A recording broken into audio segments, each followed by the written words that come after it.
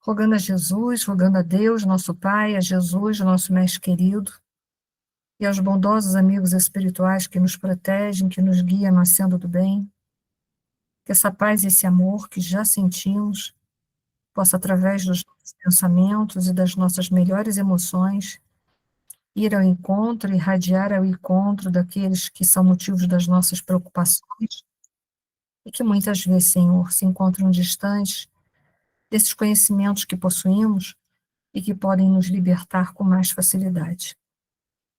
Que o teu amor, que a tua paz também possa envolver a todos os dirigentes de todas as nações do nosso planeta, para que a paz e a misericórdia para com o povo se faça. E te agradecemos por tudo que nós temos recebido ao longo da nossa existência. Que assim seja. Gente, boa noite a todos. Nós conversávamos aqui anteriormente que eu quero ver se eu termino esse livro nosso até o dia 8 de dezembro, para que ano que vem, quando a gente retornar, a gente possa retornar já com um livro novo, que é nos domínios da mediunidade, tá? Vamos ver se a gente consegue, a gente não tem que correr, mas se a gente conseguir, seria bom, tá? Então, o título dessa noite é Reerguimento Moral. Se eu estou me reerguendo, é porque eu já caí mais alguma vez, né? Na mesma coisa, porque se eu tenho que me reerguer moralmente, parte daquilo que eu estava construindo desmoronou e precisa ser reconstruído novamente. É assim o processo evolutivo, por isso que nós temos reencarnação. Nós vamos repetindo as mesmas lições até que elas se tornem completamente sedimentadas, fixadas, argamassadas no nosso viver. É assim que vai ser feito. Não tem outro jeito. Então, a gente sobe alguns degrauzinhos, desce alguns outros, até que a gente vai fixando e vai ficando. Tá? Mas é assim o processo para todos nós. A nossa estrada evolutiva é permeada de erros e acertos. É assim para todos. É só a gente observar que a gente vai ver isso. Tá? Então, vamos lá.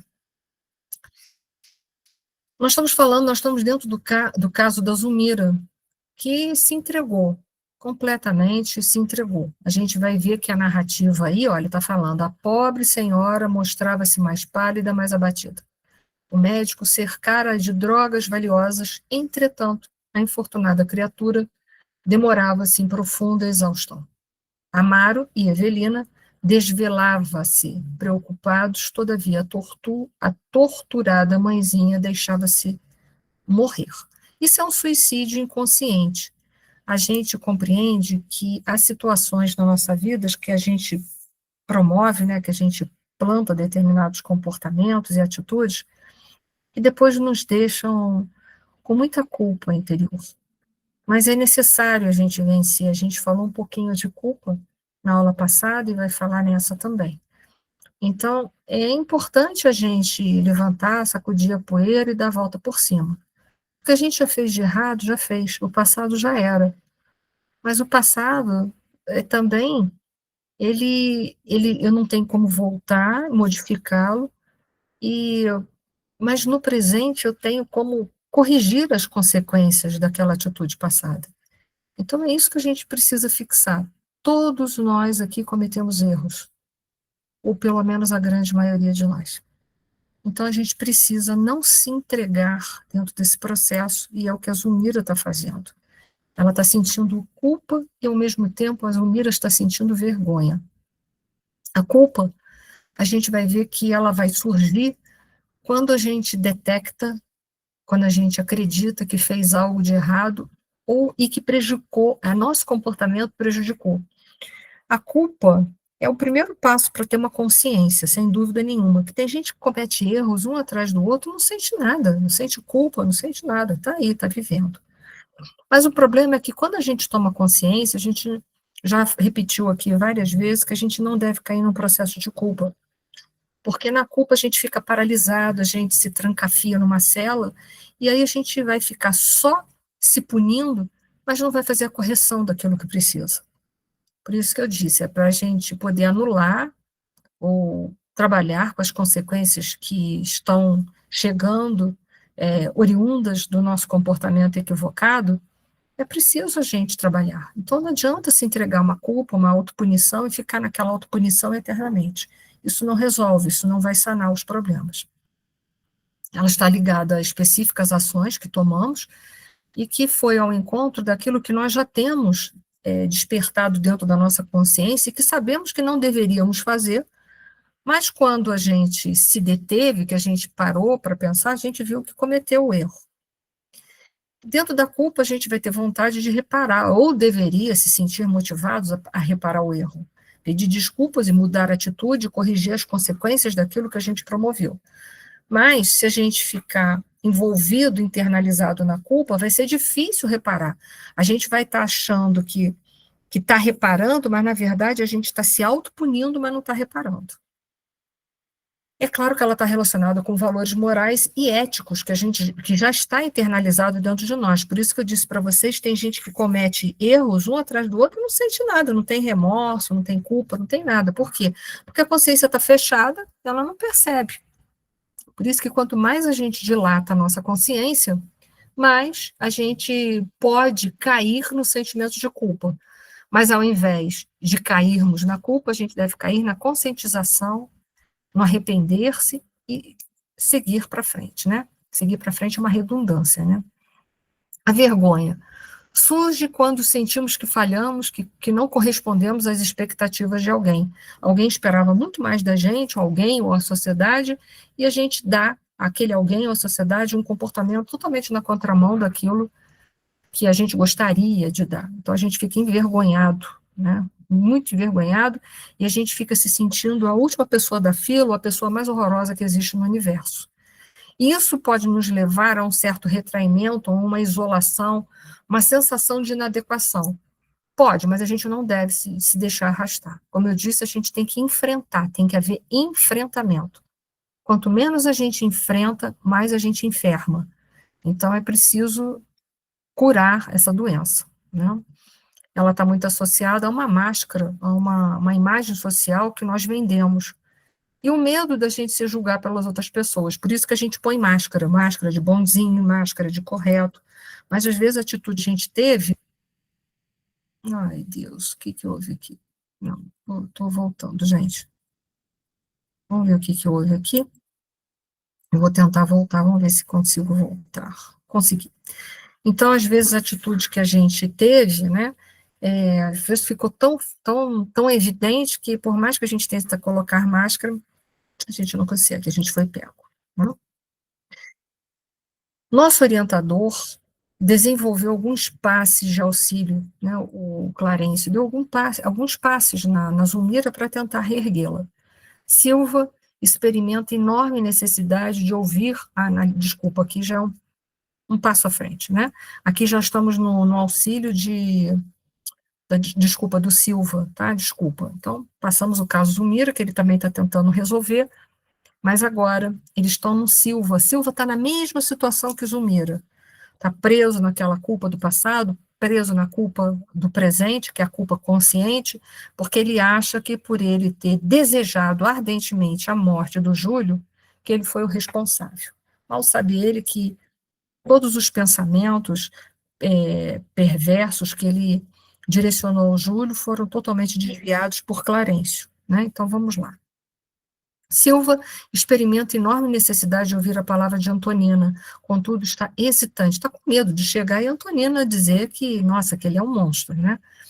Afirma-se intimamente envergonhado, crê-se responsável pela morte da criança e teme contato com a nobreza espiritual de nossa irmã, apesar de sentir-se arrastado para ela.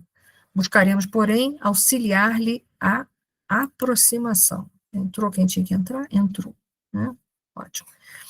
Então, ele está com medo, porque ele tá sentindo a mesma coisa que a Zulmira, só que de uma outra maneira, né, num outro contexto. Mas está sentindo culpa e vergonha, porque ele não quer se aproximar da Antonina, porque ele está com vergonha. Quanta coisa que a Antonina ensinou para ele naquele único culto do lar que ele participou com ela e com a família. E ele foi na contramão de tudo aquilo ali. Não foi capaz de reconciliar-se com o adversário enquanto estava a caminho. Então, ele está morrendo de vergonha. Ele está se sentindo culpado pela morte do Júlio e, ao mesmo tempo, está com vergonha de se abrir para Antonina e ser desaprovado, ser repelido por ela. E ele não quer, porque a gente vê que ele já está se interessando amorosamente por ela. Então, existe uma série de questões ali que o Mário Silva pode ter perdas, e é claro que nenhum de nós está preparado para perdas. Infelizmente, o nosso processo educacional não nos ensina a perder. Isso é muito ruim, porque dentro da nossa vida, dentro da sociedade, a gente tem altos e baixos. Não tem como, na nossa vida, a gente só ganhar na sociedade, só vencer, só ser vitorioso, só subir no pódio. Isso não existe. E aí a gente está mal preparados para as adversidades da vida. E o caso do Silvio é um desses casos. E se ela não me aceitar mais? Ué, se ela não aceitar mais é porque ela não te ama o suficiente. Que bom, acabou a ilusão. Mas a gente não pensa dessa forma. A gente pensa assim, eu não posso perder de jeito nenhum. A gente tem que entender que o que não é nosso já está perdido por si só. Mas a gente fica naquelas tentativas ilusórias, de qualquer maneira, de obter aquilo que desejamos a qualquer preço. E não tem como a gente obter o amor de uma pessoa a qualquer preço. É só a gente inverter a posição e se colocar do outro lado. Você conseguiria amar o outro a qualquer preço? Não. Então, nem o outro em relação a gente, né? É uma imaturidade, apesar da gente ter essa lógica dentro da gente, a gente age ainda dentro desse processo de imaturidade. O nosso amor é uma idealização ainda. A gente idealiza a pessoa, fantasia, a gente quer a pessoa a qualquer custo. O nosso amor ainda está muito voltado para isso. O nosso amor não é incondicional ainda. É por isso que a gente sofre tanto, é por isso que passamos por tantas provas e expiações. Muitas vezes não, todas elas são decorrentes das nossas atitudes. Mas o que eu quero dizer é que algumas delas são das atitudes presentes que a gente tem, por imaturidade. Porque quem não nos ama, não nos ama e ponto final. A gente tem que aceitar isso, porque a gente também não consegue amar as pessoas à força. Mas a gente ainda tem maturidades severas dentro de nós, né? E o Silva está nesse conflito. Mário, quando caiu, aí ele conseguiu, venceu aquilo.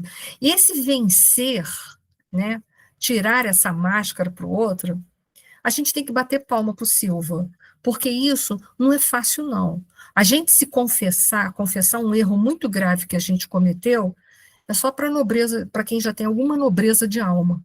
Porque chegar e falar assim, olha, desejei mesmo a morte de alguém, desejei mesmo, de verdade, é mostrar o feio da nossa vida. A gente foi criado em sociedade para não mostrar o feio da nossa vida. É por isso que a gente veste muita máscara, porque a gente tem que ser bonito, perfeito, sorridente 24 horas. Mas eu pergunto, nesse planeta de provas e expiações, quem de nós pode ser lindo, sorridente, maravilhoso 24 horas? É complicado. Então, o Mário Silva teve uma atitude de muita coragem, porque ele se confessa para Antonina. E a Antonina, claro, vai sentir a gravidade, mas não vai julgar ele. Olha que bacana isso. Se fosse a gente ia fazer assim, nossa, mas você fez isso? Não é possível, mas eu não te falei. A gente não fez o culto do lar, não falou que era para se reconciliar com o inimigo? Como é que tu foi lá e fez tudo ao contrário? Não, ela não tem essa postura de descaridade, né? E isso é uma postura de descaridade. Mário, quando caímos, é preciso que nos levantemos, é sair da culpa, né? Porque quando a gente cai e fica no chão, é quando a gente ainda está chumbado pela culpa. Mas quando a gente cai e a gente consegue levantar, a gente está no arrependimento, a gente sabe que tem que corrigir. A fim de que o carro da vida, em seu movimento incessante, não nos esmague, porque senão a gente fica esmagado com o peso da culpa que a gente coloca nos nossos ombros. Conhecemos-nos há 2 dias, no entanto, sinto que profundos laços de fraternidade nos reúnem. Quer dizer, ela é uma alma lúcida. Veja, uma mulher que talvez tenha pouca cultura, mas tem lucidez moral. Não acredito estejamos aqui juntos obedecendo a simples acaso. Claro que não. Ninguém se une a ninguém por um acaso. A gente une tem um motivo. Nem esses reencontros que a gente tem, fortuitos, às vezes tão rápidos, né, a gente passa a vida das pessoas, às vezes, por um período tão curto, isso não é o acaso. Isso teve uma mensagem, mas qual mensagem eu consegui tirar daquilo ali? A gente deveria se fazer essa pergunta. De certo, as forças que nos dirigem à existência impelem-nos aos testemunhos afetivos desta hora. Quer dizer, ela está consciente que ela não está de gaiato no navio ali. Então, ela está executando o papel dela de pessoa moralizada, consciente, sem julgamento, sem descaridade, usando a caridade, que é a alavanca de transformação e de salvação que todos nós temos. Temos que ter uns para com os outros. Enxugue as lágrimas para que possamos ver o caminho. Porque quando a gente está com muitas lágrimas, as lágrimas deixam a gente com a visão turva. Então, enxuga as lágrimas para você ver a direção exata. A dor veio para te deixar o quê? Uma mensagem. A dor não veio para te punir, para te jogar na sarjeta. A dor veio para te deixar uma mensagem. Escuta, veja essa mensagem. Compreendo o seu drama de homem rudemente provado na forja da vida, porque aquilo ali foi uma prova e tanto.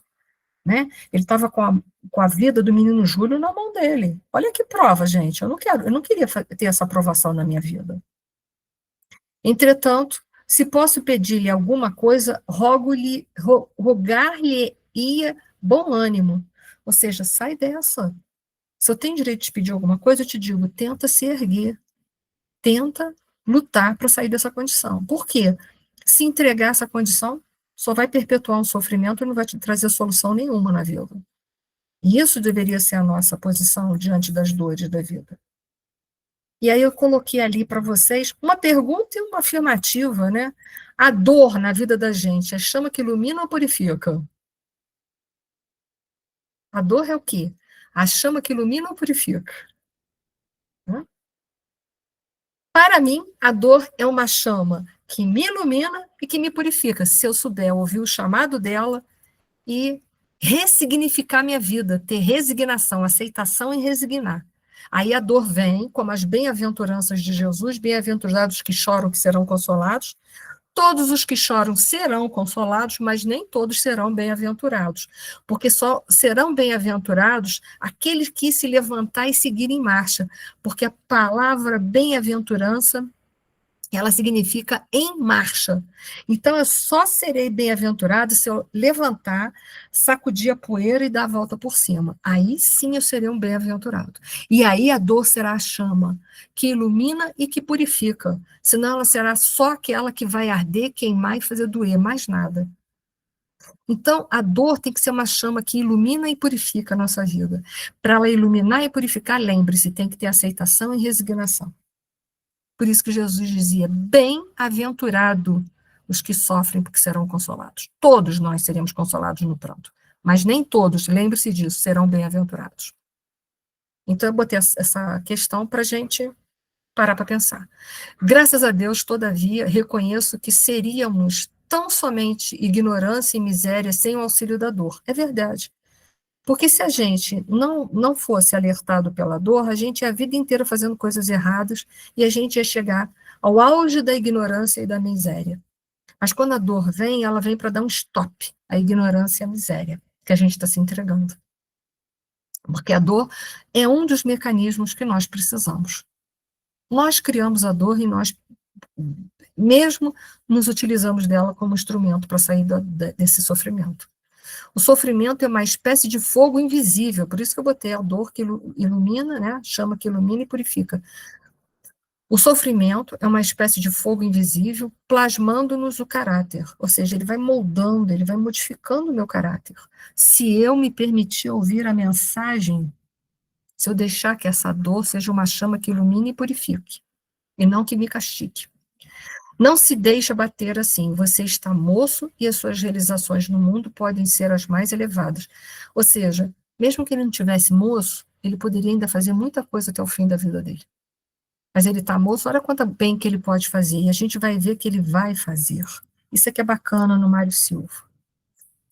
E aí, intuição de Antonina, olha só, a intuição é diferente de inspiração, não sei se vocês sabem, mas na intuição é quando a gente lembra alguma coisa do passado, daquilo que trouxemos de outras reencarnações, ou até mesmo do plano espiritual. Já a inspiração é algo que a espiritualidade nos sopra, assim, no ouvido, ou joga, né, como frases, ou como sons dentro da consciência. Então, ela coloca assim, todos somos viajores no grande caminho da eternidade, todos, até nós, né? O corpo de carne é uma oficina em que nossa alma trabalha, tecendo os fios do próprio destino. É na matéria que a gente vai tecendo os fios do nosso destino, e que o nosso destino possa ser traçado, gente, da melhor maneira para a gente precisar voltar o menos possível para a matéria. Estamos chegando de longe a revivecer dos séculos mortos, como as plantas a renascerem no solo profundo.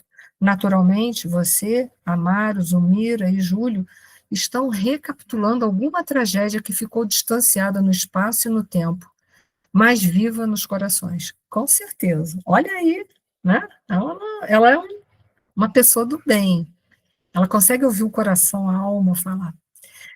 E mediante o carinho de sua confissão espontânea, porque ele se confessou espontaneamente para ela, não duvido de minha participação em algum lance da luta que motivou os acontecimentos da atualidade. Então, olha só, ela não traz essa lucidez da lembrança, mas ela sabe, porque ela no plano espiritual reviveu muita coisa. Né? Olha que bacana, né, Antonina? E aí, é só, ela está botando as barbas dela de molho também. Ela não está ali na posição de sábia, de guru dele, não. Ela está falando, com certeza eu também tenho algum débito nesse jogo aí, então vamos juntos, vamos juntos.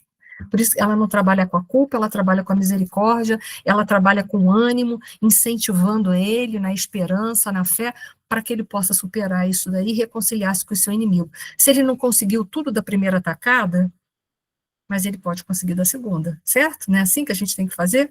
Cada vez que a gente errar, começar de novo? Não tem problema.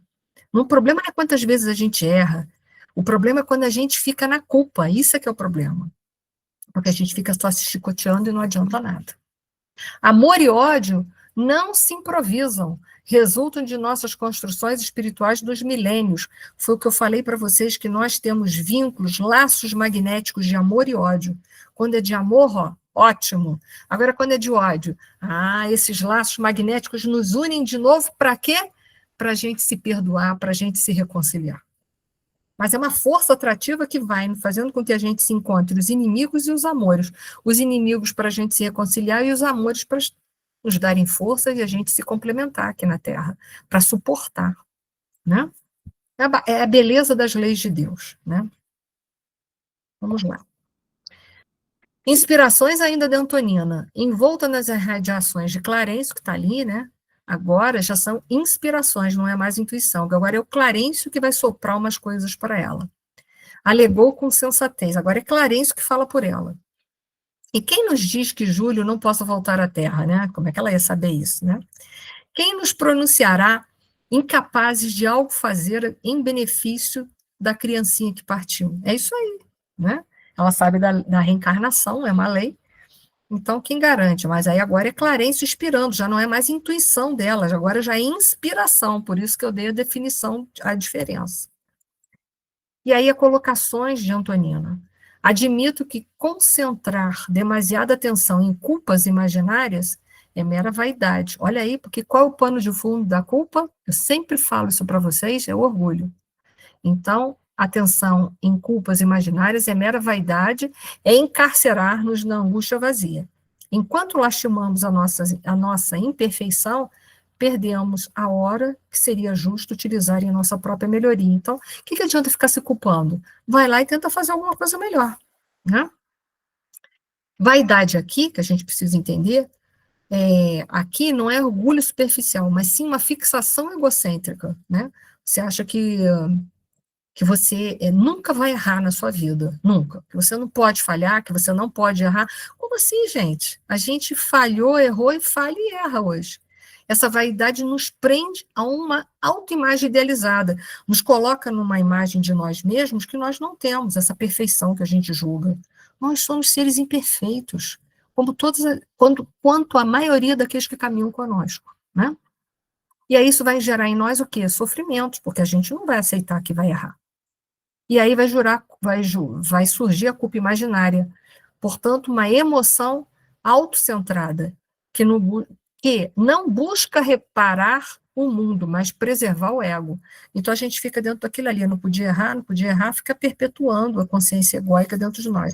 Você podia errar, você errou, e agora vai lá e conserta. Isso é que é uma atitude madura e uma atitude responsável. Errou, vai lá e faz o que você puder. Talvez nem tudo, né? Mas vamos lá. E a gente sabe que, conforme o livro Céu e Inferno, eu sempre gosto de repetir muito aqui, arrependimento, expiação e reparação são os 3 passos pedagógicos para a gente corrigir e sanar de vez um erro. E aí vamos lá. Por que não visitar você, o lar de nossos desventurados amigos, nesta hora em que naturalmente precisam de carinho e solidariedade? Opa, agora Clário Silva já já foi difícil para ele confessar para Antonina, agora está pedindo para visitar, para levar consolo. É possível que a divina bondade esteja reservando ali algum serviço para o seu propósito de elevação. Ou seja, mostrando para ele que Deus é Pai de misericórdia, está sempre preparando o caminho para a gente poder se reparar e a gente se quitar com a lei.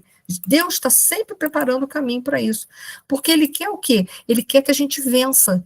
A gente não fez um planejamento reencarnatório para falir. A gente planejou, fez um planejamento reencarnatório para sair daqui vitorioso.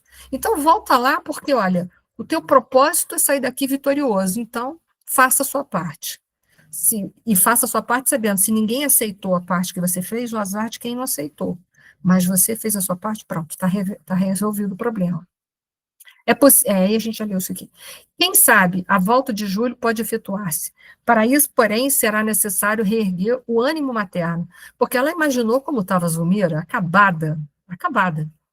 Já tinha o problema do menino Júlio, que ela havia facilitado, né, o processo.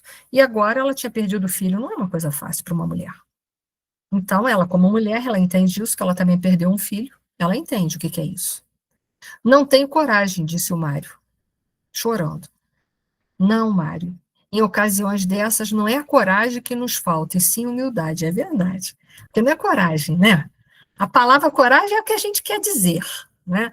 Mas, na verdade, o que está faltando a gente? Humildade, porque humildade é reconhecimento, a palavra significa reconhecimento. Reconhecer que a gente errou, não é mole, não, não é mole, não. Olha lá, o orgulho, é melhor ficar na culpa. Quando eu estou no orgulho, eu estou falseando, estou mascarando que eu estou ali em sofrimento. Ah, eu sou uma pobre coitada mesmo, estou ali no sofrimento, né? Mas ir lá corrigir, nossa, não é ato de coragem, não, é ato de humildade, né? Confessar que errou, né? Não é mole, não. Ela foi na veia. Essa Antonina, ela é uma pessoa muito moralizada, a gente vê, né? Ela já me encantou, essa Antonina. E aí lá se foi o primeiro, né? O primeiro passo nosso do capítulo 34 foi esse. Então vamos ver agora como é que vai ser a ida do Mário Silva.